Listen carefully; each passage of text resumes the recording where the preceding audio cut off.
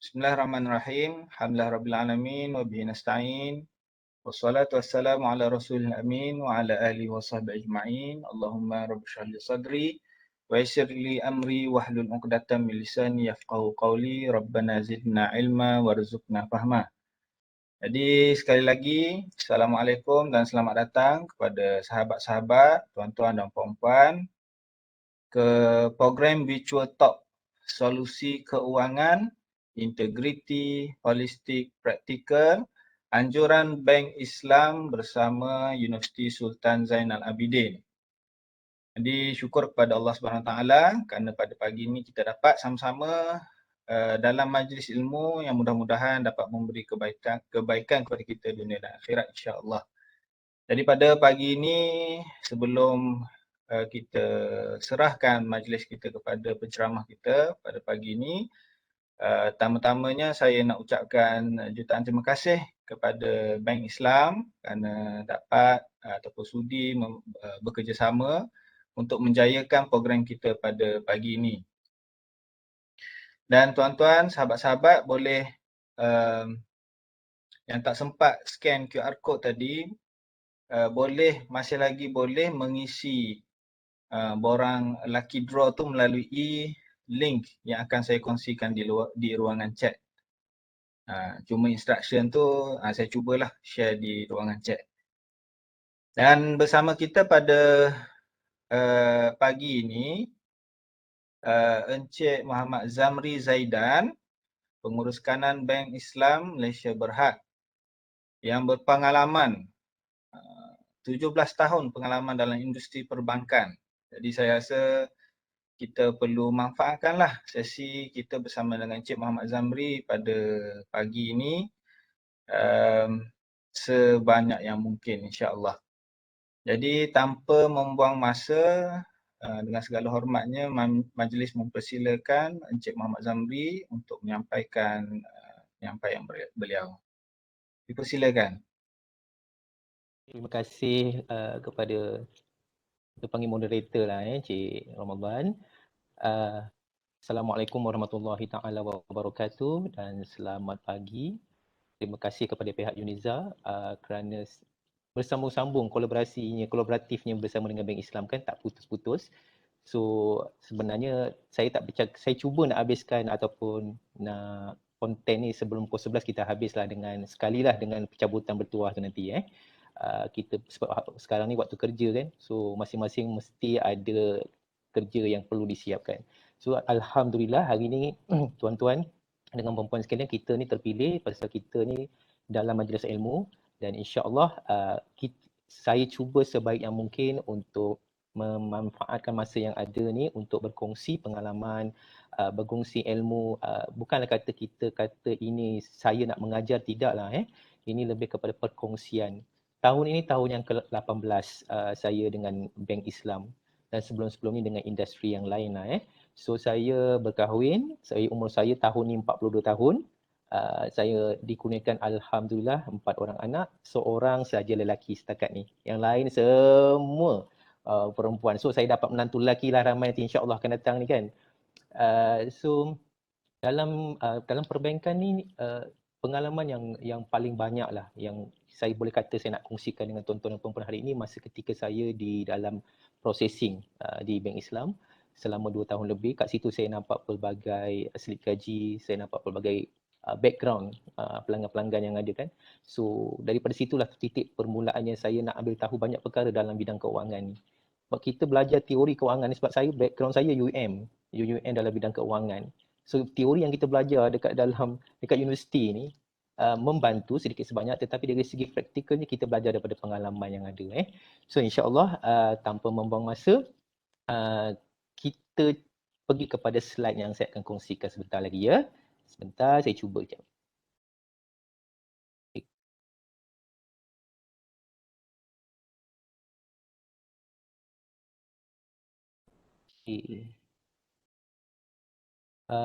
Saya minta bantuan daripada moderator just in case kalau ada apa-apa soalan, mungkin sebab saya tak nampak kan dekat dalam ruangan chat tu, mungkin boleh stop dan bertanyakan kepada saya ketika perlu ataupun mungkin dibawa ke penghujung. Kalau lagi cantik masa tengah-tengah bercakap topik tu lagi molek lah kata orang kan. So sebenarnya ikutkan daripada awal pihak UNIZA sebenarnya dia minta bantuan daripada Bank Islam untuk ketengahkan isu-isu yang berkaitan dengan pembiayaan, lebih-lebih lagi pengkhususan tu yang melibatkan pemalsuan dokumen. So kita bawa sedikit berkenaan cerita pasal pemalsuan dokumen ni. Cuma bila kita kata orang berbincang lebih dengan pihak UNIZAR, sebenarnya punca pemalsuan tu datang daripada apa? Datang daripada kata orang daripada bebanan keuangan yang sedia ada dan dia terpaksa macam tu. So antara topik yang kita nak bawa hari ini, kita bawa kepada modul asas. Sebab kalau kita nak pergi go deep, itu sesi yang berbeza. Sebab kita nak fahamkan dalam keuangan ada banyak keperluan yang kita kena ambil tahu. Tetapi saya hanya pilih 3 saja hari ini sebab daripada 3 ini yang paling banyak statistiknya mengundang kepada problem terhadap kita punya keuangan dari sudut hartanah dan dari sudut kita punya ahli waris yang kita tinggalkan tu nanti. So kita akan pergi kepada so sebelum tu saya buat penafian dulu, disclaimer lah kata orang kan. So sumber ilmu yang kita ambil datang daripada pengalaman industri tu. Tahun 2022 ni adalah tahun yang ke-18 saya dengan Bank Islam dan kita juga dapat maklumat-maklumat ni daripada rakan strategi Bank Islam. Seperti contoh kita dapat daripada Awanan Raya, itu kes-kes daripada pejabat pusaka kecil. Kita tengok kes-kes yang terlibat dari segi perundangannya, buku-buku tidak lupa dan juga kandungan di media sosial yang kita dapat yang konkret dan relevan. Dan juga kita juga dapat daripada maklum balas daripada peserta-peserta program yang dah masuk ataupun dah attend dalam modul asas keperluan keuangan 3P ini.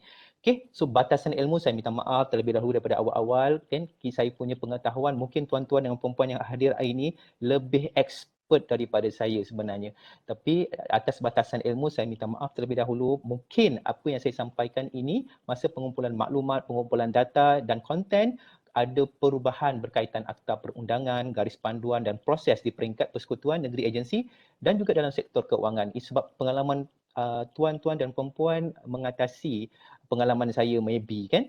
So hari ini saya bagi penafian, anda mungkin ada sedikit perbezaan, yang perbezaan itulah yang nanti tuan-tuan dan perempuan boleh tegur saya insya-Allah.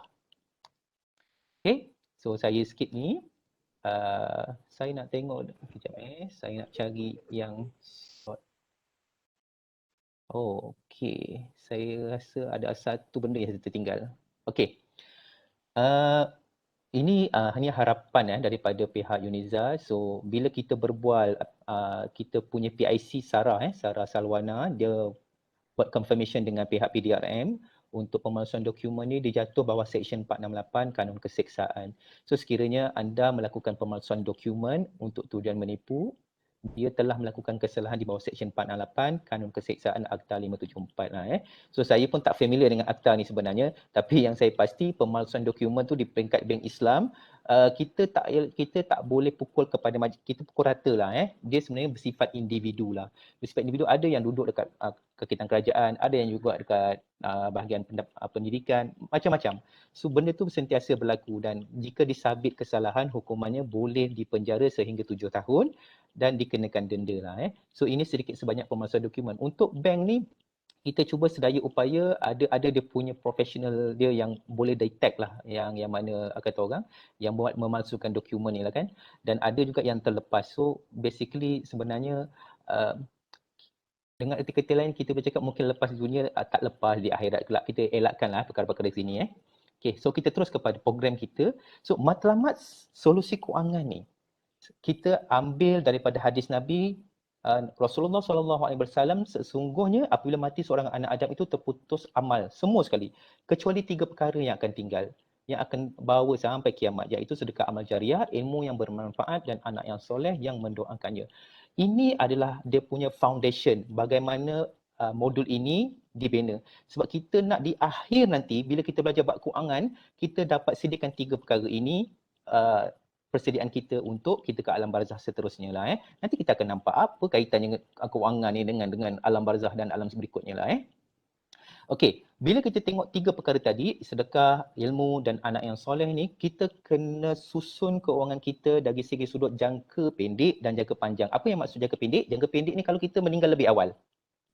Okey, Manakala jangka panjang ni maknanya kalau kita ni hidupnya panjang, sampai anak kita dah besar, dah berkahwin, dah anak penak dah.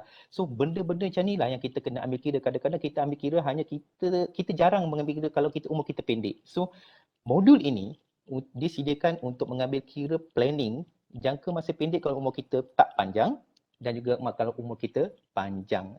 So modul ini juga cover perkara di dunia dan perkara di akhirat dalam bentuk kewangan. Okey, ini yang kita akan sembang-sembang lah kita katalah. Kita tak nak jangan terlalu formal sangat. So kita akan kongsikan 3 perkara saja hari ini. 3 perkara ataupun 3 keperluan yang sangat-sangat kritikal. Jika kita tak buat, dia memberi kesan. Okey, so untuk pentadbiran pembagian harta yang atas sebelah kanan tu, kalau tuan-tuan dan puan-puan tengok, poin dia salah faham dan pembagian harta pusaka, hubungan keluarga terjejas, ini adalah kesan bila kita tak mengambil kira ataupun kita tak ambil kisah. Dia ada 2 kat situ, pentadbiran dan pembahagian harta. Kalau kita tak ambil tahu ataupun kita tak nak ambil tahu, kita takut dia jadi fitnah harta. So kat situlah kita tengok perkara yang berlaku dekat social media, dekat mana-mana pun. Contoh yang paling dekat, kisah mana? Kisah arwah abam kan?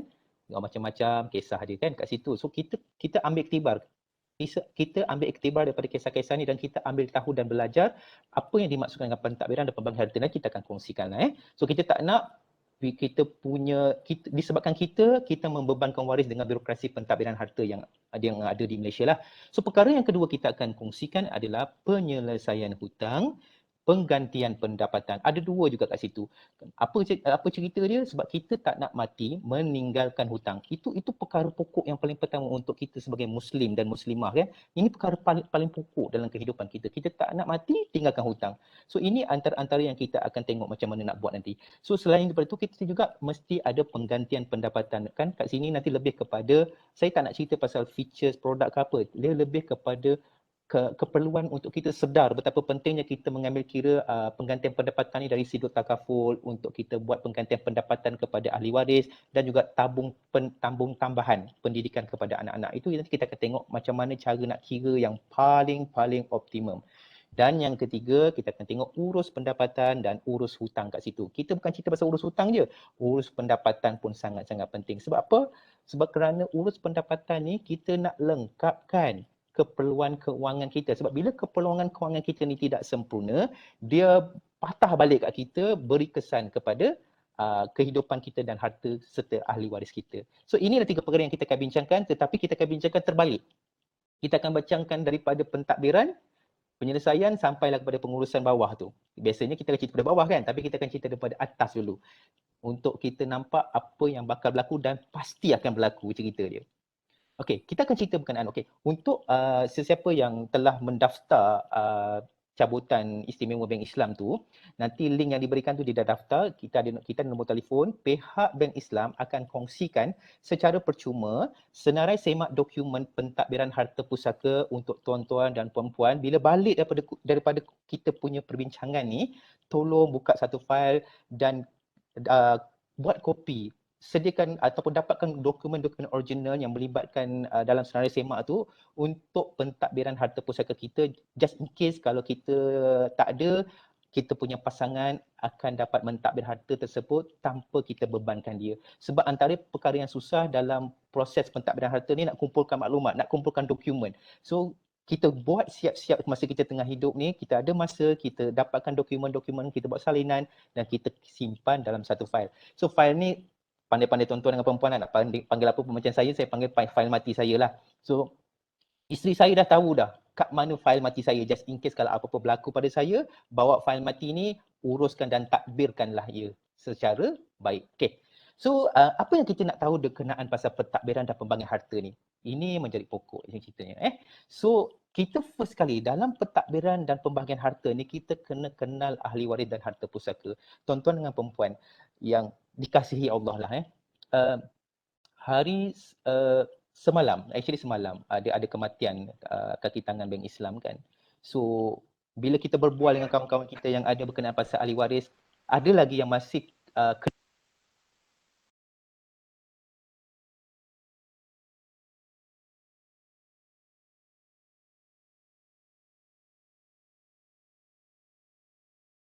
Sorry Cik Zamri, termute. Okey, boleh dengar ke? Okey, dengar. Okey. Okey, ini adalah gambar rajah waris, ahli waris kita. Kalau seorang lelaki, ahli waris dia adalah mak bapak dia, isteri dia, pasangan dia dan anak-anak dia. Anak-anak kandung, to be specific. Okey, manakala isteri, waris dia adalah atas dia tu, mak bapak dia dan juga anak-anak dia juga suami. Bukan mak bapak suami. Manakala suami bukan mak bapak isteri, itu bukan waris dia. Tetapi dalam kurungan yang bulatan tu, ada adik-beradik yang meninggal, iaitu suami dalam kes ni, dan juga Baitul Mal. Saya letak dalam bulatan yang ke tepi because of dalam bulatan ni bila benda-benda perkara yang tertentu saja barulah adik-beradik atau Baitul Mal ni masuk. Nanti kita akan tengok senario dia lah. Dan kita hari ni kita nak faham, kita kena ahli waris kita. Secara kata orang general lah. Okay. Untuk non-Muslim, kita tertakluk kepada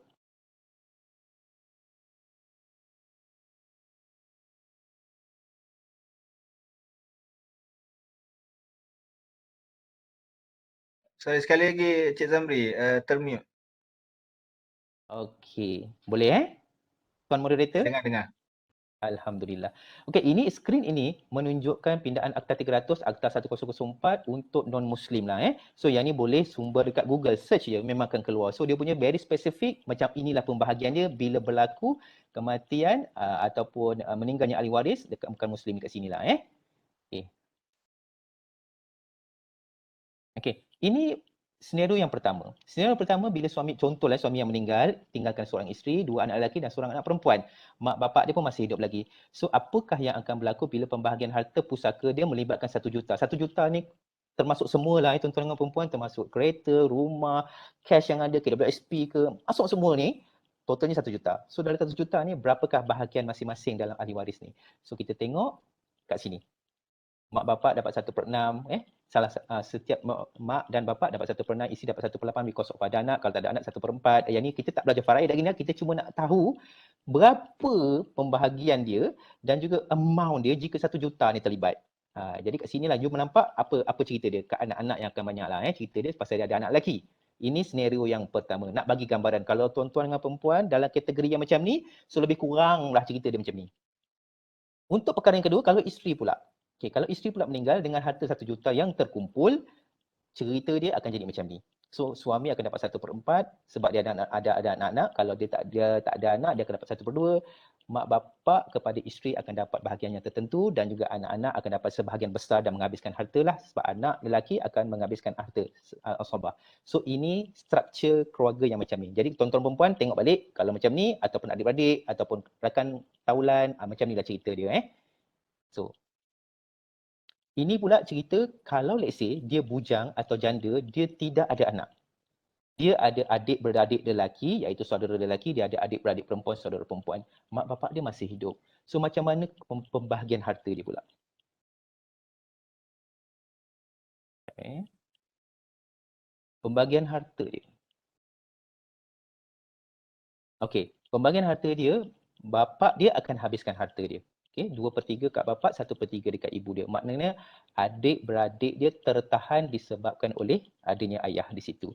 So ini ambil maklum kat sini lah. So saudara lelaki, adik perempuan ni dia tak layak lah untuk claim apa kata orang harta yang tidak ada anak ini. Okey, ini pula senario yang keempat. Nak bagi maklum, katalah mak bapak pun tak ada, anak lelaki tak ada. So dalam kes ni mak bapak tak ada, anak lelaki tak ada. Dalam kes ni adik-beradik ada bahagian faraid dia kat sini lah. So bila kita tengok bahagian dia lebih kurang dalam 20%. Lebih kurang dalam 20% dalam senario ini, daripada 1 juta itu adalah milik ataupun dibahagi kepada adik-beradik tersebut. So kalau sesiapa yang ada kata orang structure family yang macam ni, beberapa solusi nanti kita akan cerita sedikit apa yang perlu dia buat, apa yang perlu disediakan semasa di tengah hidup ni. Kalau tidak, pasti akan jadi macam ni. Okay, dia pening sikit lah dia cerita dia. Sebab tu pentingnya kita mentadbir harta kita ni ketika kita sedang hidup lagi. So kita nak bagi kesedaran inilah yang akan berlaku pada kes keluarga yang macam ni. Yang kelima dan yang kita panggil yang terakhir lah dalam sharing kita ini, dia tidak ada ibu bapa, dia tidak ada adik-beradik yang lain dan dia tidak ada anak lelaki. Okey, dalam kes ni ada satu lagi organisasi yang akan masuk iaitu Baitul Mal. Kita tengok kat sini lebih kurang dalam 20% akan pergi ke Baitul Mal. Ini just in case kalau suami ni tidak ada wasiat dan tidak ada hibah. Maknanya dia normal. Macam kita tak ada buat apa-apa. Macam itulah ceritanya apa yang berlaku bila kita meninggal kelak. Inilah pembahagian-pembahagian yang bakal berlaku.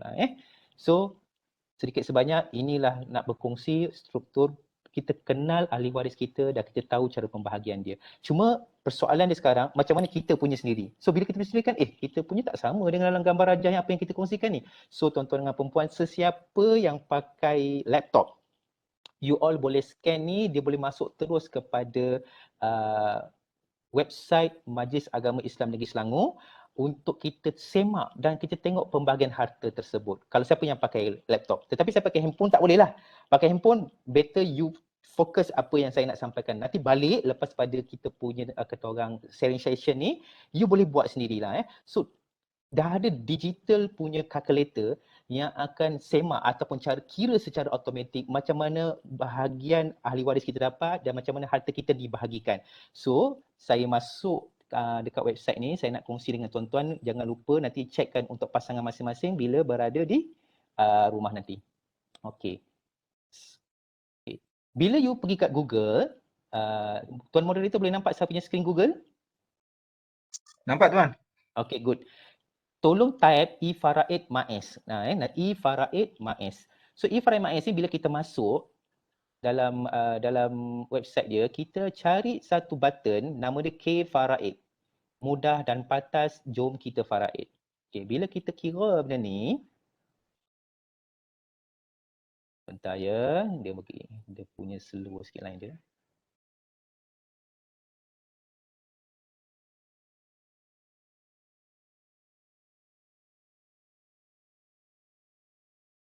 Okay. Tak kuat pula ni. Okay, good. Kita tutup ni. Okay. Tuan-tuan, perhatikan betul-betul. Saya buat contoh, kita buat contoh, satu contoh main-main lah. So, saya adalah lelaki. So, pilih lelaki lah. Kalau you perempuan, you boleh perempuan lah.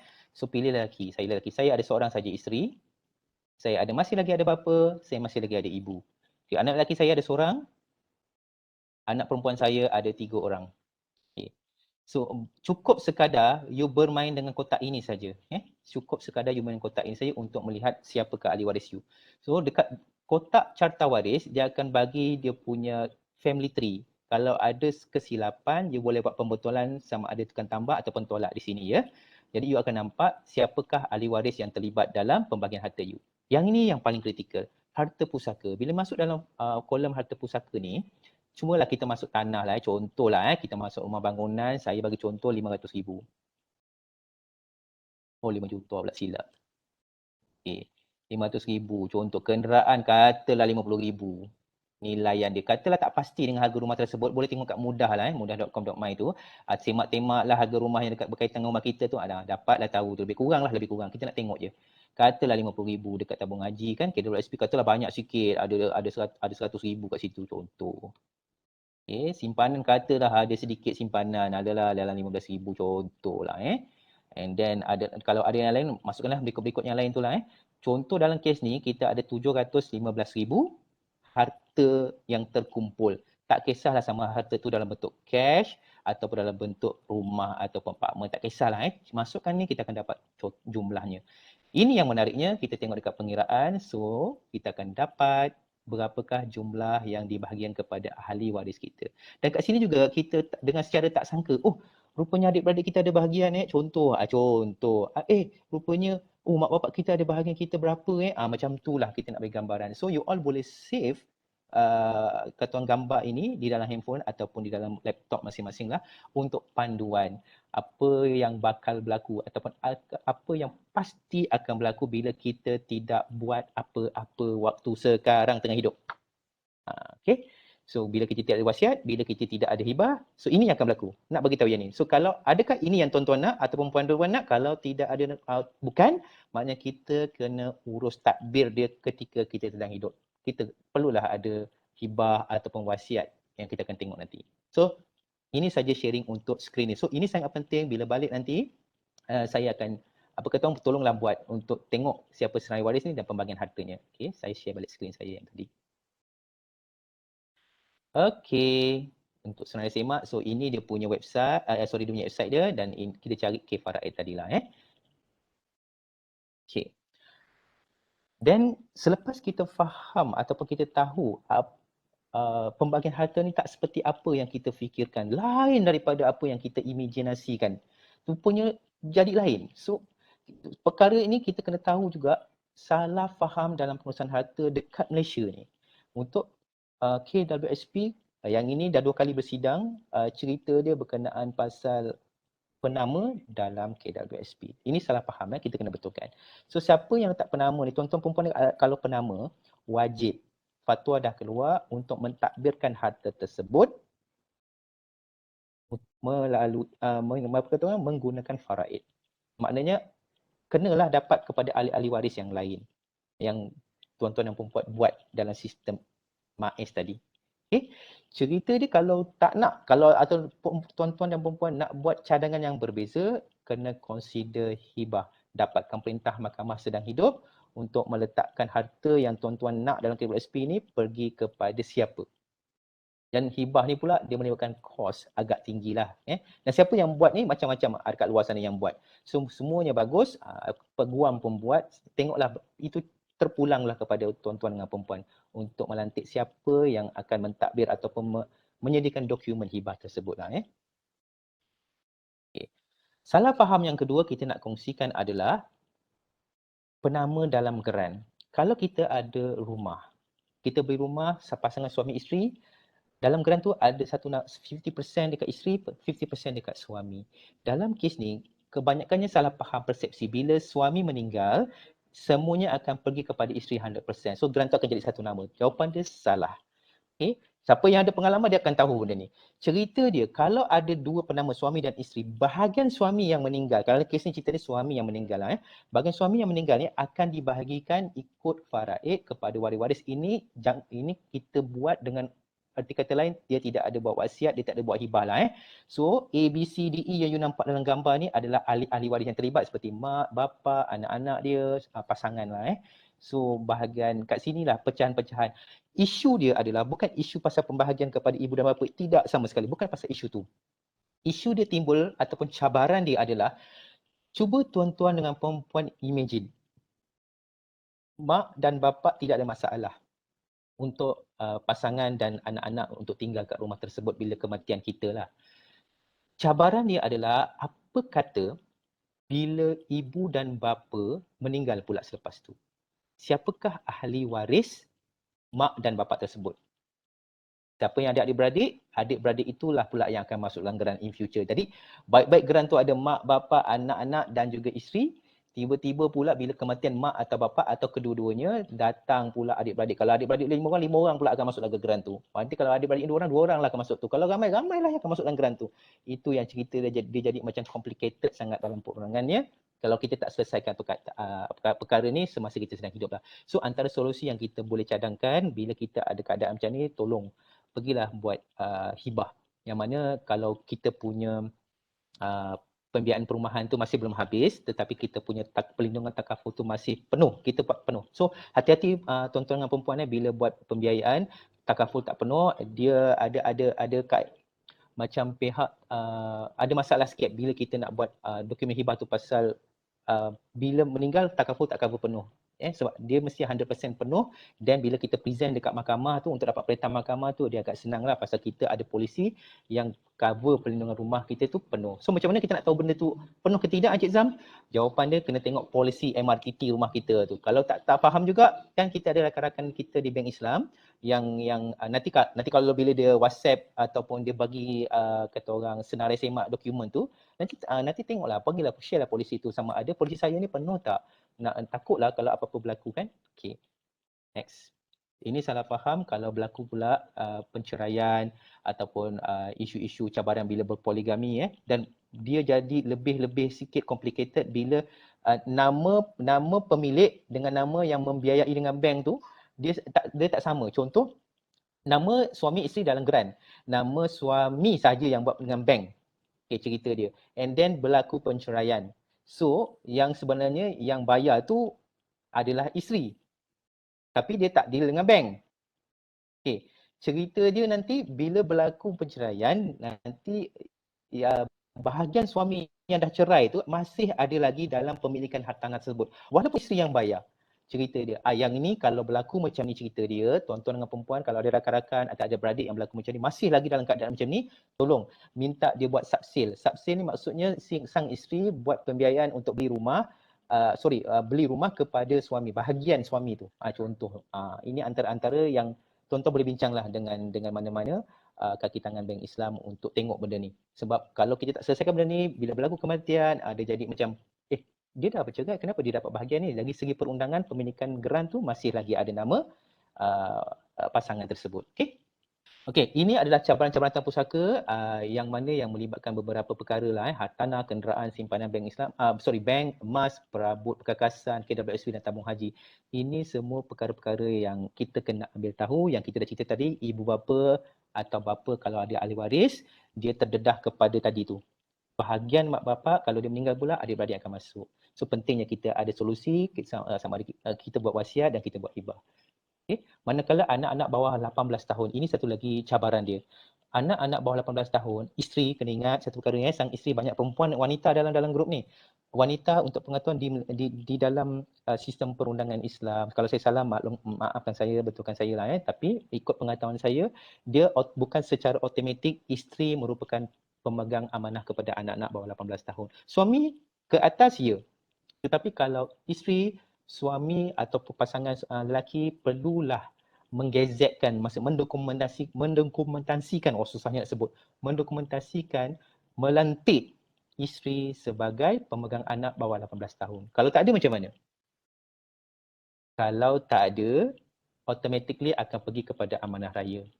Untuk anak-anak bawah 18 tahun, amanah raya akan jadi pemegang amanah secara automatik jika tidak ada dokumentasi, dan lepas 18 tahun barulah boleh diserahkan sepenuhnya kepada anak-anak bawah 18 tahun ini.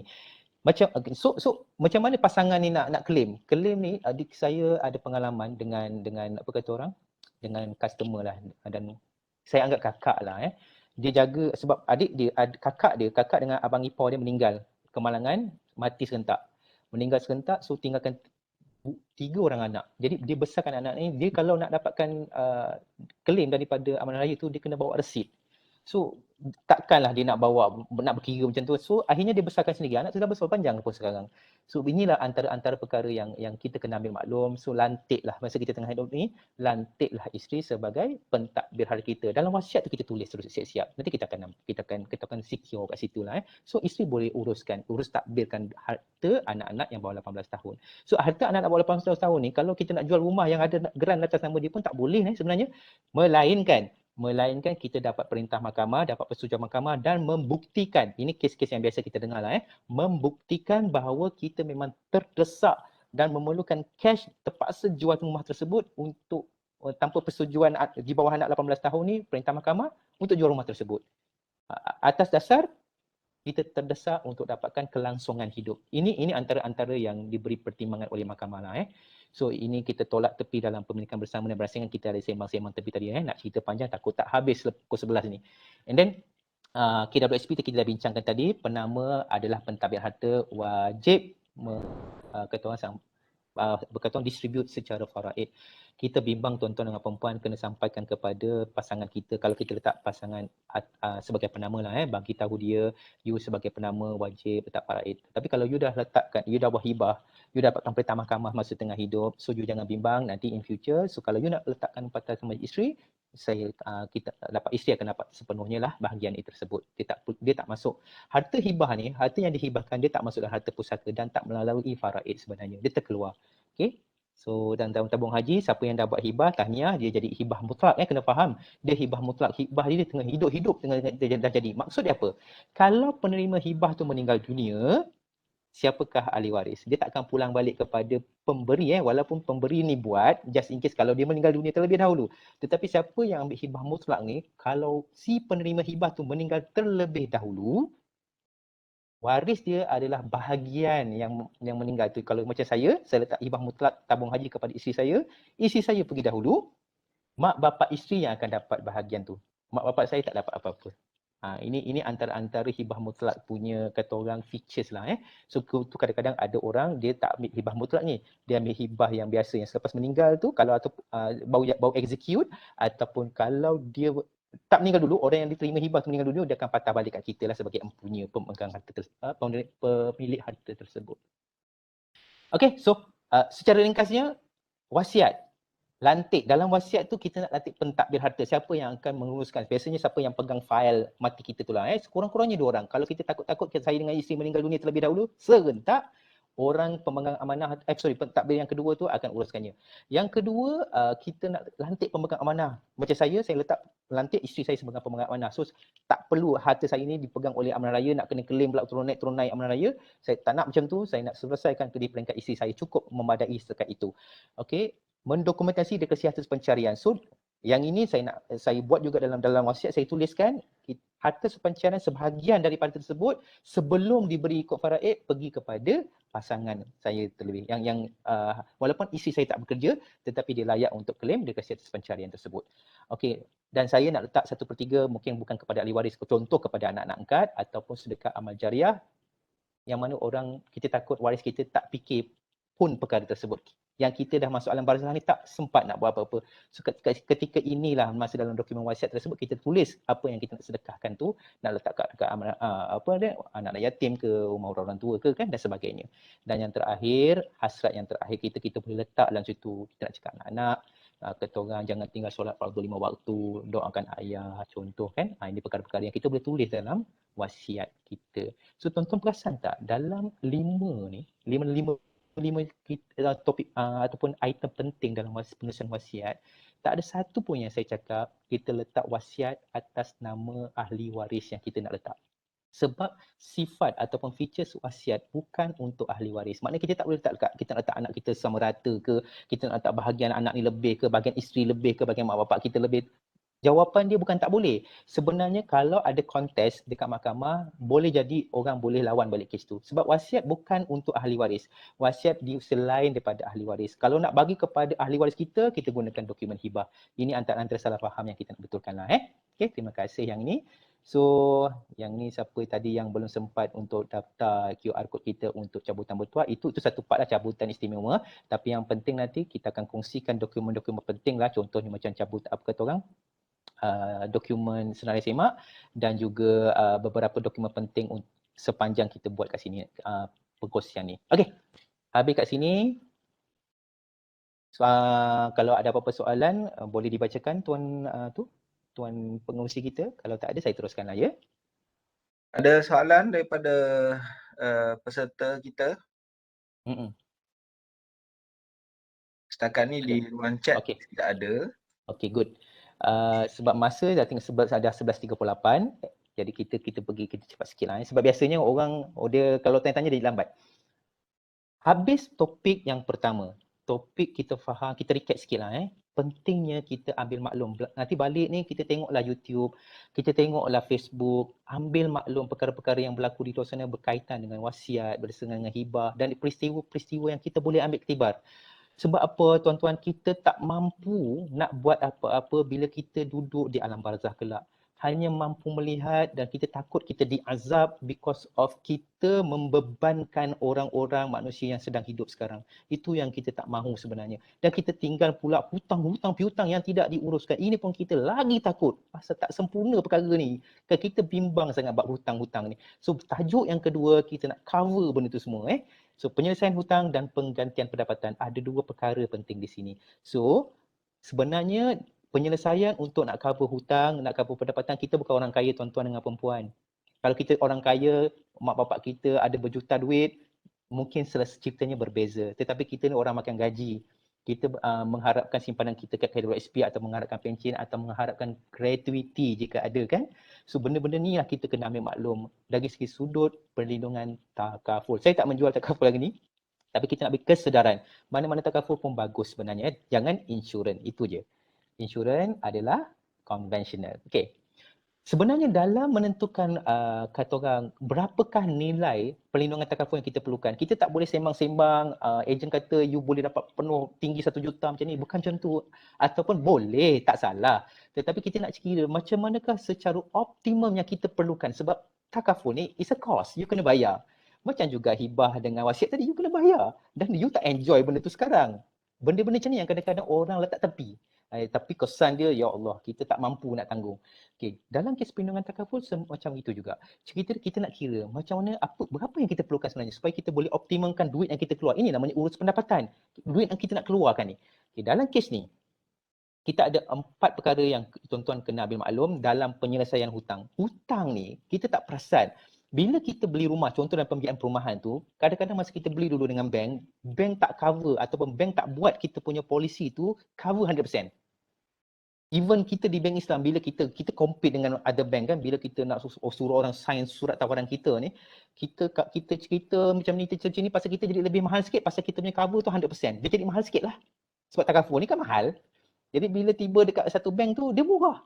Mungkin dia cover 3 tahun, mungkin dia cover 5 tahun. Kurang daripada tempoh pembiayaan. Ataupun mungkin dia cover hanya 50%. Dalam contoh ni, saya ambillah contoh 50%. Rumah dia 300,000. Cover 50%. Tu cover 150,000 saja. So, ambil kira benda ni, 150,000 ni adalah hutang yang akan berbangkit, akan timbul bila kita meninggal. Maknanya tak diselesaikan. Ini antara kita nak kira macam mana takaful perlindungan yang kita perlukan. Itu yang pertama. Yang kedua, kereta kenderaan. Masih lagi dalam pinjaman, masih lagi dalam pembiayaan. Biasanya kita tak ambil auto life takaful. Yang kita ambil takaful tu insurans rotek. Tak sama. Okay, tapi kalau you dah ada, syukur Alhamdulillah. Yang ni biasa nak check dekat dalam agreement you memang adalah auto life ni atau tidak. Tapi kebanyakannya tak ada. Termasuklah saya yang cakap ni dulu. Pun tak ambil. Sebab tak tahu. Jadi bila kita faham dia ni, in future kalau kita nak beli kereta, pastikan you cari auto life ni.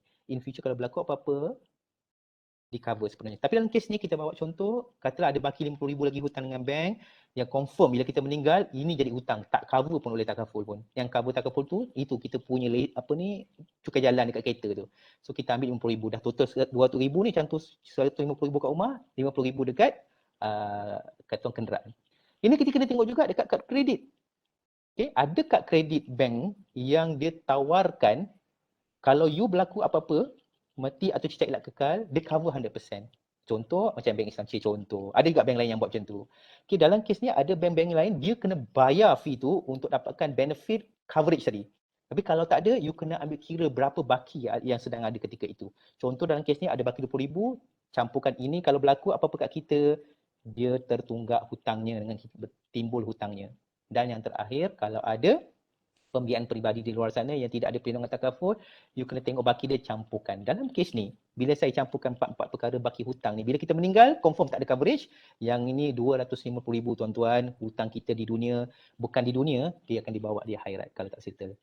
Yang ini kita tak mahu tuan-tuan, ini kita tak mahu. Ini cara kira yang pertama. Maknanya 250,000 nilai perlindungan takaful yang kita perlukan untuk cover this baki hutang-hutang yang sedia ada ni. Yang kedua, cara pengiraan kedua, penggantian pendapatan. Tadi penyelesaian hutang, penggantian pendapatan. Nak kira takaful ni. Okay. Dalam kes ni, tuan-tuan kena tengok struktur family tuan-tuan. Macam saya tanya pada diri saya sendiri, pendapatan bulanan untuk berapa saya nak kasih kepada isteri saya selama 5 tahun. Contoh dalam kes ni, saya nak kasih RM3,000 gaji pada isteri saya, kali 12 bulan selama 5 tahun. So total dia akan jadi RM160,000. Okay. Ini yang pertama. Yang kedua, saya ada 3 orang anak. Masa saya buat ni, masa tu anak nombor 4 belum keluar lagi. Ini contoh. Ini cerita real ni. Ini cerita real ni sebenarnya. Diri saya sendiri, RM30,000 saya reservekan saya dan anak saya ambil PT-PTN. Bukan PT-PTN tu tak bagus, tapi kalau selagi mampu, kita elakkan. Sebab saya pun makan masa yang lama untuk habiskan PT-PTN saya untuk bayar. Jadi kita tak nak ajar anak saya tak nak ajar anak saya dan keturunan generasi saya berikutnya untuk berhutang ketika dia seawal usia yang sangat muda. Okay? Itu yang kita sekarang ni dalam generasi hutang dan berhutang. Kita latihkan daripada start daripada sekarang. Okay, macam saya dah tentukan RM30,000 untuk 3 orang anak saya, totalnya RM90,000 untuk pendidikan dia. Manakala orang tua saya masih hidup, ini syurga kita. Saya letak peruntukan RM50,000 setiap seorang, so totalnya RM100,000. Dan saya letak 5 organisasi di luar sana, mungkin anak yatim, mungkin masjid, mungkin apa-apa NGO, 50,000, 10,000 untuk 5 organisasi. Total kalau kita campurkan niat dan kata impian kita ini adalah 420,000. Okay. Kenapa penggantian pendapatan, tuan-tuan nampak kan? Kenapa? Dia menggantikan saya bila saya tak ada. Itu nama dia penggantian pendapatan.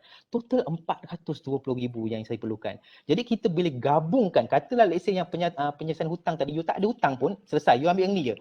Tetapi kalau ada kedua-duanya, you kena gabungkan, total dia akan jadi 670,000 dalam kes ni. So saya, bila pergi kepada takaful agent, saya akan tanya, 670,000 perlindungan coverage ni agak-agak berapa sumbangan bulanan yang saya perlu bayar? Sebab setiap orang berbeza-beza pasal umur kan?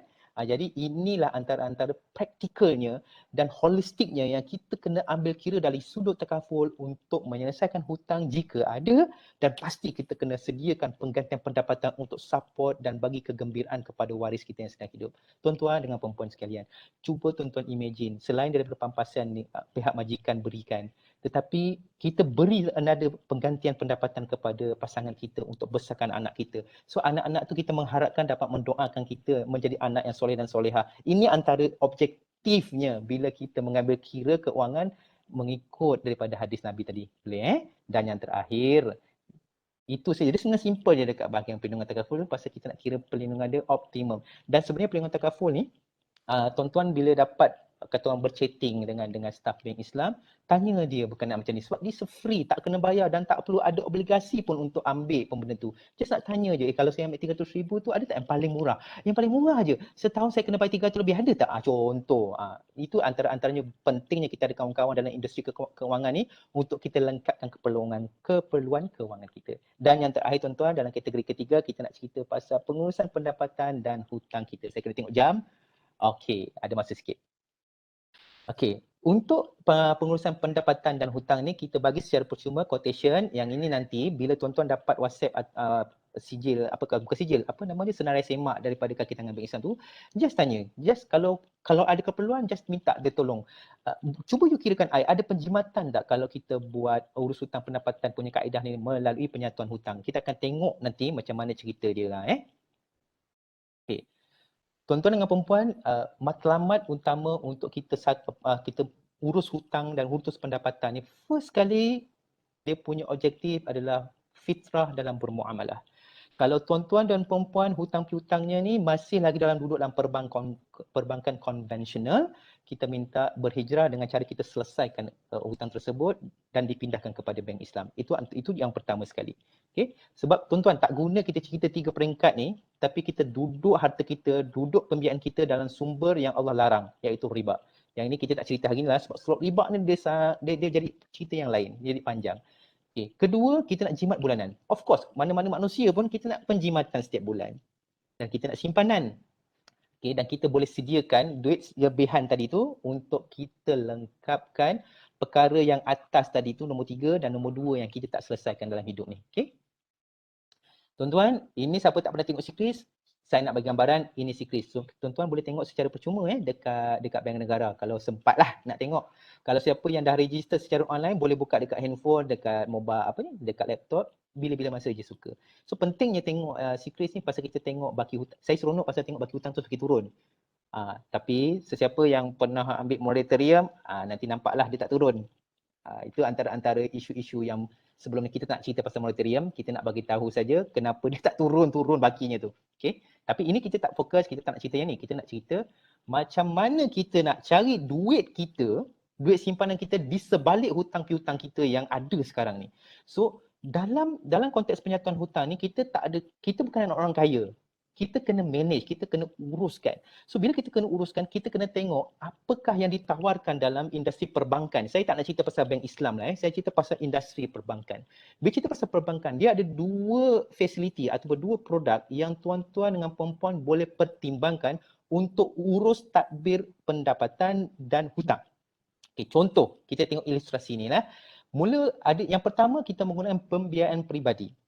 Maknanya dalam kes ni, sebelum penyatuan hutang, komitmen bulanan dia kena bayar dengan bank, dia kena bayar dengan sektor pendidikan 3,500 setiap bulan.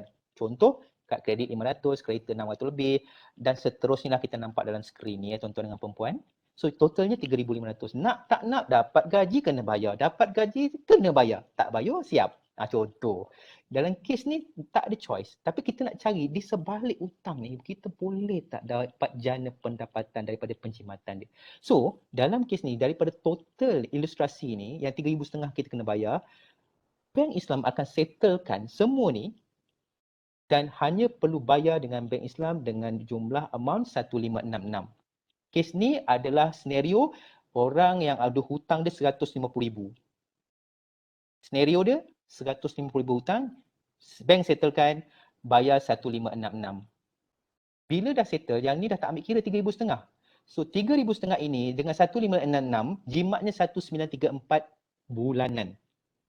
Dengan bulanan 1,934 ini ya tuan-tuan dan puan-puan, boleh tuan-tuan puan-puan gunakan dan consider pertimbangkan, carilah perlindungan takaful seperti mana yang kita kira tadi. Itu yang pertama.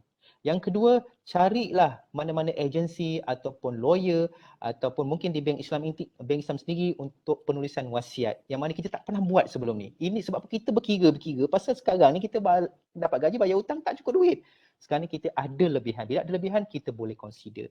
So kat sinilah kita akan nampak senario yang pertama melalui pembiayaan peribadi. Okey. Senario yang kedua, alat bantu yang kedua melalui rumah yang kita ada. So rumah ni sifat dia lebih panjang tariknya dan bayarannya lebih rendah. Okey. Kalau kita tengok sini, kita di Bank Islam kita panggil refinancing ni wahdah lah. Dalam ilustrasi ni, kita bawa contoh komitmen bulanan yang dia perlu bayar 4,100. Sebenarnya tuan-tuan, saya dah banyak tengok payslip lah. Makin besar dia punya income, makin besar kerak dia. Ada macam tu cerita dia. Okey. So jangan cerita orang bank ni semua senang. Orang bank ni pun kadang-kadang keraknya pun besar juga. Jadi kat situlah kita kena pandai manage dan urus takbir kat situ. So kita balik kepada ilustrasi ni. 4,100 komitmen bulanan. Bila kita refinancing rumah, dalam kes ni lebih kurang dalam 500,000 lebih. Dia punya market value, dia punya dia punya financing dia ikat 35 tahun. Yang ni contoh setiap orang berbeza-beza kaedahnya. Jadi bila kita tengok bayarannya 2,000 dengan rate yang sekian tu 2,000, 4,100 komitmen bulanan sedia ada. Selepas refinancing tutup semua ni, bayar 2,000 saja untuk refinancing tu. Jadi dia jimat setiap bulan 2,100 tuan-tuan dan puan-puan. 2,100. Jadi dengan 2,100 itulah boleh simpan, boleh urus takbir untuk lengkapkan keperluan kewangan yang kita tak lengkap tadi tu. So ini antara dua ataupun ada jenis lagi satu, kita buat combination of kedua-duanya. Apa yang berlaku? Yang ni sebenarnya orang bank pun buat juga. Apa yang berlaku? Hutang dia turun, bayar dia lebih kurang optimalnya dia sama je, tak susahkan dia pun. Tetapi dekat belakang simpanan dia boleh jadi 200,000, 300,000 cash. Yang sekarang time rate tengah turun, time orang tengah lelong, time ni dia ambil kesempatan untuk kumpul harta dan buat rumah sewa. Ini antara objektif kewangan yang ada dalam pasaran lah. Dan sebagai penutup, saya kongsikan ini antara senario-senario yang kita buat financial mentoring. Selepas daripada sesi ini nanti dia kata dia nak tengok macam mana boleh tak capai objektif kewangan dia. So dalam kes ni kakitan kerajaan umur 35 tahun dah berkahwin, dia nak menunaikan ibadah umrah, dia nak rumah yang kedua dan sekian-sekian lah. So kat sini kita dapat jimatkan dia. Dalam kes ni kita jimatkan 1,430 setiap bulan. Dia secara setahunan dia dapat jimat 17,000 lah. So dia ada nilai simpanan RM40,000. Manakala dia mampu, kita kirakan terus, kalau dia nak beli rumah kedua dengan harga rumah RM40,000, you boleh beli. Kalau you ada lebih daripada tu, you tak boleh. Macam tu lah. Okey, manakala perlindungan takaful, sini dia mampu buat 320,000 punya perlindungan takaful, just in case kalau apa-apa berlaku kat dia, dia punya pasangan akan dapat yang ni. So nak bagi tahu pecahan dia tadi tu, tu yang dia tulis kat bawah tu. Dia nak kasih isteri dia 180,000, mak bapak dia 40,000, sekian-sekian lah. Dan dia juga dapat gunakan duit lebihan tadi, tunai tadi untuk mentadbir harta dia buat deklarasi atas pencarian, dia buat wasiat, dia buat hibah kan. Dia selesaikan perkara-perkara ni ketika dia tengah hidup. Dan yang kedua, ini sektor swasta, saya nak bagi ringkas saja, umur 40 tahun, dia nak pakai Toyota Alphard. So cerita ini sembang-sembang impian orang ni tak salah. Dia macam-macam impian orang boleh dia nak kan. So kat sini kita cuba kata orang sinambungankan apa impian dia dah tengok boleh, jangan sampai membebankan dia. So dalam kes ni penjimatan dia 2,450 lah, sebab yang ni antara buat combination antara PR dengan CFA tadi, antara refinancing dan juga personal financing tu dia combine kan buat dua-dua sekali, so dapat lebihan yang agak banyak lah. So dalam kes ni dia akan lebihan dia 150,000, dia layak rumah untuk 250,000 dan dia dapat jimat 2,450 setiap bulan, dan perlindungan takaful dia improve daripada dulu sikit, sekarang dia dapat 550,000 perlindungan takaful dia. So yang lain-lain untuk dokumentasi, wasiat, hibah dan seterusnya, kata orang dah siap daripada ketika dia hidup. Okey, dan yang terakhir, kata orang kejap siapakah di kalangan mukmin yang paling bijak? Kata Rasulullah, manusia yang paling bijak adalah manusia yang mengingati mati dan yang paling baik persediaannya selepas kematiannya. Mereka itulah orang-orang yang bijak. Tuan-tuan, kita nak jadi orang bijak seperti apa yang Nabi cakap, dan ketika hidup inilah kita kena selesaikan uruskan kita punya kematian kita ni dalam insya-Allah. Urusan kita dengan Allah Taala, kita sehabis baik kita minta ampun dengan Allah. Tapi urusan kita di atas dunia ni, di atas dunia dengan manusia yang lain, kita uruskan ketika kita sedang hidup. Okey, cukup. Okey, yang ini adalah kita punya kaki tangan Bank Islam di Kuala Terengganu. Kalau sesiapa nak screen boleh print screen. Yang ini antara orang-orang yang boleh bantu dan bimbing tuan-tuan dan puan-puan bagaimana nak buat financial monitoring tadi tu. Dia akan bimbing macam mana nak kecilkan, macam mana nak strukturkan pergi ke penulisan wasiat ke, ataupun nak pergi kepada perlindungan takaful ke. So inilah orang-orangnya ya. Kalau tak nak buat, nak tengok aja dia punya quotation, tak ada masalah. Free saja. Okey, cukup sekadar itu saja. Rasa agak mencemburui. Cuma yang slot terakhir ni daripada riba, saya minta maaf tak dapat nak kongsi lebih. Cuma tolong tuan-tuan, kita keluarkan diri kita daripada riba. Kalau nak tengok perbezaan riba ini tak berbeza ke dengan konvensional walaupun nampak macam sama Cik Zam. InsyaAllah kalau ada rezeki dan masa akan datang, kita akan kongsikan dengan analogi yang mudah faham. Kita tak nak pakai terma-terma bank, nanti jadi makin confused. Saya pun confused tiba-tiba. Cukup sekadar itu saja. Saya stop sharing saya dan saya serahkan kepada moderator untuk session yang seterusnya. Terima kasih. Jazakumullahu khairan katsira. Jutaan terima kasih diucapkan kepada Encik Muhammad Zamri Zaidan yang telah berkongsi dengan kita. Pada saya banyak input-input yang sangat berharga, padat dan menarik pada saya, dengan paparan slide yang cantik, menyegarkan biji mata kita untuk bersama dengan penceramah kita daripada awal sehingga akhir. Saya nak panjangkan hasrat hati saya kepada penganjur supaya kalau boleh adakan sesi-sesi yang seterusnya. Kalau ulang tajuk yang sama pun saya rasa tak bosan lah. Sebab saya Cik Ramadan, ya.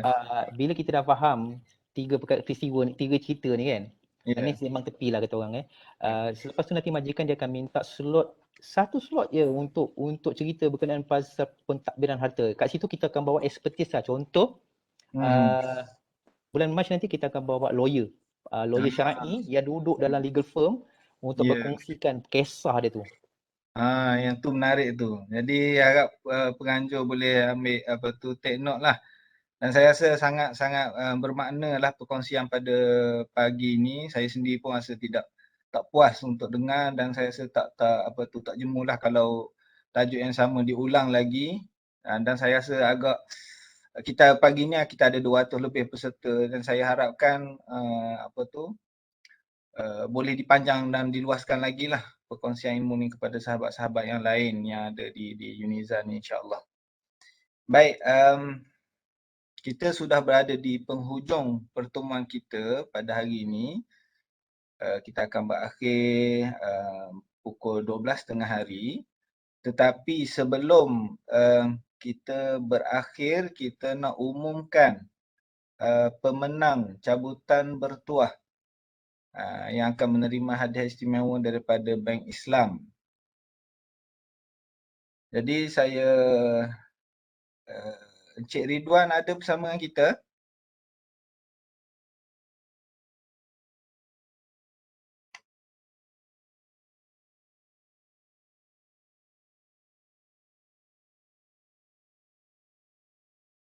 Encik Ridwan ada bersama dengan kita.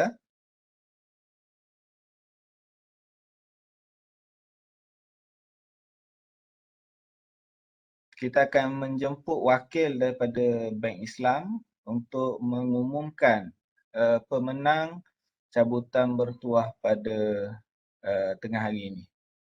Okey, ni ada Cik Ridwan ada. Cik Ridwan boleh buka video? Cik Ramadan, Ya, saya minta diri dulu boleh? boleh. Sila Cik Zamri.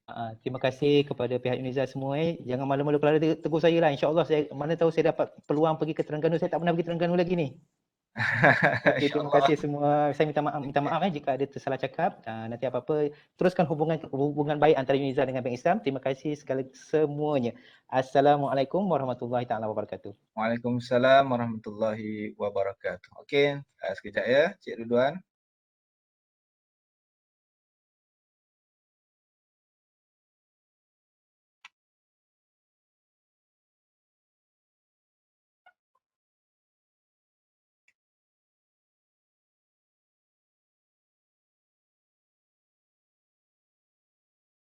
Okey, dah unmute tu. Okay. Assalamualaikum warahmatullahi wabarakatuh. Waalaikumsalam warahmatullahi wabarakatuh. Saya dengar suara tu Cik Ridwan. Dengar ya? Dah dengar. Okey, baik. Saya kenal diri lah. Okay, nama saya Muhammad Ridwan bin Mazlan. Pengurus perniagaan lah di cawangan Kuala Terengganu. Ya. Chapter.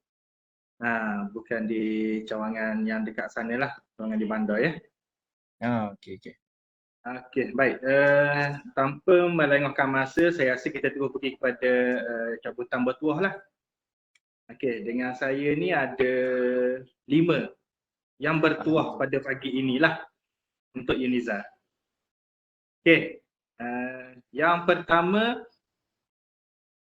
Sebelum tu Cik Ridwan, yang nama-nama yang disebutkan ni apa yang dia perlu buat selepas ni? Okey, nama-nama ni cuma dia orang kata dia just tahu lah, kita akan call ni nama-nama ni. Akan dihubungi lah selepas ni. Ya, akan dihubungi oleh staff lah.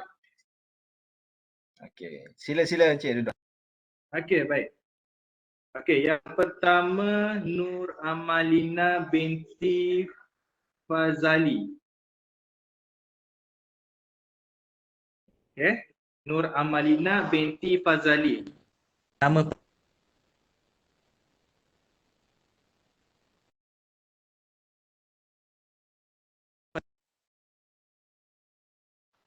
Okey, untuk yang kedua Nur Syahirah binti Mansur.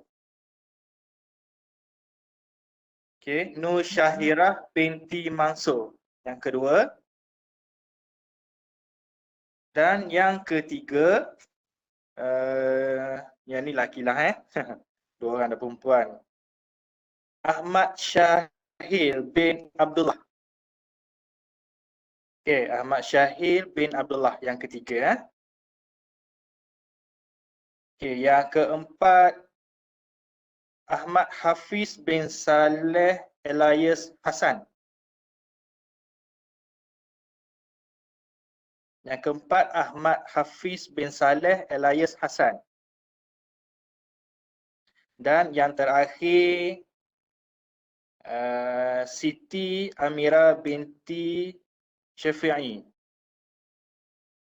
Siti Amira binti Syafi'i. Okey, kepada nama-nama yang disebutkan tadi, tahniah diucapkan, anda semua menang cabutan bertuah daripada Bank Islam untuk program pada pagi inilah. Dan insya-Allah pihak daripada Bank Islam Kuala Terengganu akan call nama-nama yang bertuah tadi tu untuk kita bagi hadiah lah daripada Bank Islam. Okey, saya rasa setakat tu je kot. Terima kasih kepada Cik Ramadan. Okey, dipersilakan balik kepada Cik Ramadan lah. Terima kasih. Baik, jazakumullah khairan katsira. Terima kasih kepada Encik Muhammad Ridwan dan juga tahniah kepada 5 orang pemenang daripada UNIZA tadi. Alhamdulillah kita dah berada pada hujung pertemuan kita pada petang ni. Ada penganjur ada nak sampaikan apa-apa pesanan ke? Okey, jadi tak ada. Jadi terima kasih semua atas perhatian yang diberikan dan terutamanya kepada pihak Bank Islam atas kerjasama, dan saya sendirilah secara personal mengharapkan ada lagi lah sesi-sesi seperti ini pada masa-masa akan datang. Dan insya-Allah sebelum berakhir pada tengah hari ini, saya akan kongsikan QR code kehadiran untuk sahabat-sahabat semua rekod kehadiran masing-masing ke program ni. Jadi itu saja pertemuan kita pada tengah hari ini. Kita tangguh dengan membaca tasbih kafarah dan suratul As.